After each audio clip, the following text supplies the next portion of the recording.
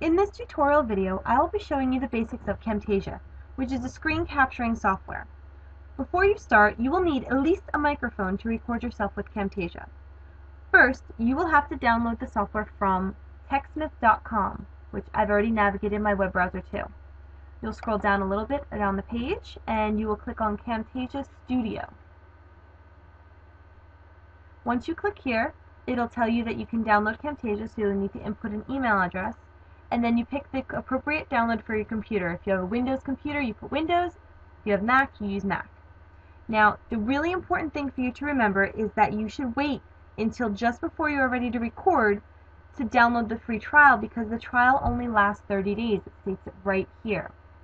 This means that from the day you download it, it's only 30 days. So you need to wait until just before you are ready to use it to download it.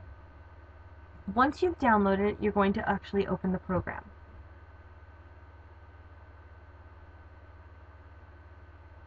The first screen you'll see will tell you how many days you have left in your trial, as you can see here. So I have 26, and it gives you the option to either buy Camtasia or to input a software product key. So since we don't need to do either of those things, we just want to use the free trial, we're going to click Finish. Once you've clicked Finish, this will open up the main screen, which is where you have most of all your projects, and then it will open up a welcome screen. So you need to click on Record Screen to be able to record your screen. Now once you do that, it'll actually open up a small toolbar that looks like this in the bottom right hand of your screen. And you will also be seeing around the edge of your entire screen a dashed green line, which symbolizes the portions of the screen capture that you'll be doing. So it automatically defaults to full screen, but if you feel like you don't want to record the bottom toolbar down here, or if you don't want to record maybe only half your screen, you can click on Custom, and then you can also alter resize the box and make it however big you need it to be. You can also choose to turn the webcam off or keep the webcam on during your recording. Now if you turn it on, it will put a small box here with your webcam recording, which means I can see you while you'll be doing your presentation. It will record you talking and your picture as you're doing your Prezi presentation or your PowerPoint presentation. I am leaving that choice entirely up to you. If you choose to do that, fine. If not, it's not required. The only thing you actually have to make sure of is that it says audio on and the green light is on. If you do not do this, you will click record. All of your talking will not be recorded then, because the audio will be off. You'll only get a picture, a silent movie picture. After you have all these settings in place, you're happy with what you have, you're going to record your video. So before you press record, you should set the video of the screen up the way you want it to look when you start. So for me, if I was going to do this Prezi, I would set it up so that it was here, and then I would hit my record button so that this is the first thing I saw once I started my recording. When you are ready, you're going to be hitting record on here. You'll hit record. It'll give you a 3-second countdown, which since I'm actually using this program to record, I can't show you, but you'll get a 3-second countdown, and then it will tell you to hit F10 once you're done recording. When you are actually, after you've done all your recordings, you're happy with everything you've done, you're going to click F10. Now this is going to open up a preview box of the video that you've done. So I'm going to just open up one of my recent projects so you can see what it would look like. So it'll look like this. The video will be here, and then it'll show you just the recording file that you've gotten here. If you are happy with this, you're going to click Save.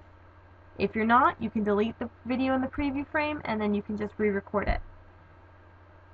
Now this screen here allows you to edit the video, so you can add little things like callouts into the certain pieces, because down here is where you can look at this.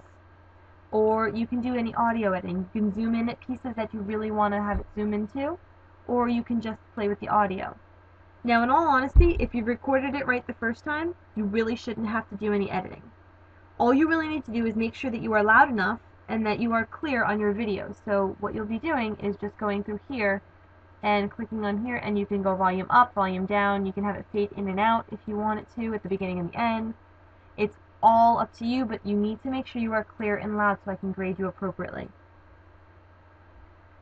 Once you're happy with all the video changes that you've made, you are going to click on Produce and Share. If you do not do this, it does not, and you send me the file that you have, I won't be able to view it because of the fact that it's not a finished file. It's just a file that you've recorded. It's not been polished to be done and produced. This is where this Produce and Share comes in. You have two options with the Produce and Share. The first one is that you can produce and share it, which allows you just to create a video that you can play in Windows Media Player or in QuickTime. So you're going to click on this arrow right here next to Produce and Share, and then you're going to click Produce and Share. Now you're just going to follow this wizard. You can leave it alone at the MP4 with the video player. These dimensions are fine. It's not a big deal. If you happen to know more that you want to change it, that's fine, but this works perfectly. Once you click here, you name your production, name it, save it to wherever you want to have it automatically saved to, and then you click Finish, and it will show you that it's rendering. Once it's done rendering, make sure you test the video so that it plays, and then you can just drop it into an email and send it off to me. Now the other option you can choose to do is you can actually choose to share this directly to YouTube. Now the caveat with this is that it will be on YouTube, so anybody can search it, but it's up to you.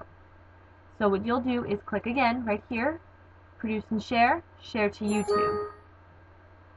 Now you must have a YouTube account to do this. If you don't, you can create one. You're going to input your sign-in information for YouTube, and then you're going to click Next. So I put in my username and my password that I use for YouTube or Google account, and then I'll click Next. And then it's going to ask you to give the video a title, give a short description, and any tags you want to put on it, and then you can click on it into whatever category you think it belongs in. Most likely we'll put this in education, but you can do what you like. It's basically just for you to be able to have it categorized, so if someone searches for it, they can find it. I would make it public so it's easier for me to access. Otherwise, if it's private, I might need to sign in or links, or you have to give me permissions. Just make it public, it'll be easier that way. Once you click Finish, it will upload. It's going to take a few minutes to upload, so go to get a snack, come back, and then once it's finished uploading, make sure it plays on YouTube fully, make sure it sounds right, it's what you want, and then you're going to send me the link. Preferably, I would like you to do this because my email box would get flooded up with the videos because they do take up a lot of space, but it's up to you again. If you want to do this, you can. If not, you can just send me the video. Now, Camtasia also has, for those of you who are choosing to do PowerPoint, Camtasia actually has a built-in PowerPoint add-in. And let me just open up PowerPoint to show you. So if you're choosing to use PowerPoint instead of Prezi, it actually has an add-in. As you can see, when you open up PowerPoint, it'll show you this once you've downloaded Camtasia. And it has an add-in right here to record. So you can click on record, and it pretty much works exactly the same way as we used it with the rest of the recording, and you can just follow the prompts that it gives you to painlessly do the same thing we did with the screen recording. Now, some advice I would give you on doing recordings is that you make sure you have a quiet space to record, otherwise you're going to pick up extraneous sounds like dogs barking, television, music, whatever noises are going on in your house or apartment, it will pick those up. Also, you should make sure to write down what you want to say and rehearse it a little bit before recording so that you aren't faltering while you're trying to work both the computer with your presentation and read off the script. Well, that is all for this tutorial. As always, if you need any extra help or if you have any questions, feel free to email me. Adios!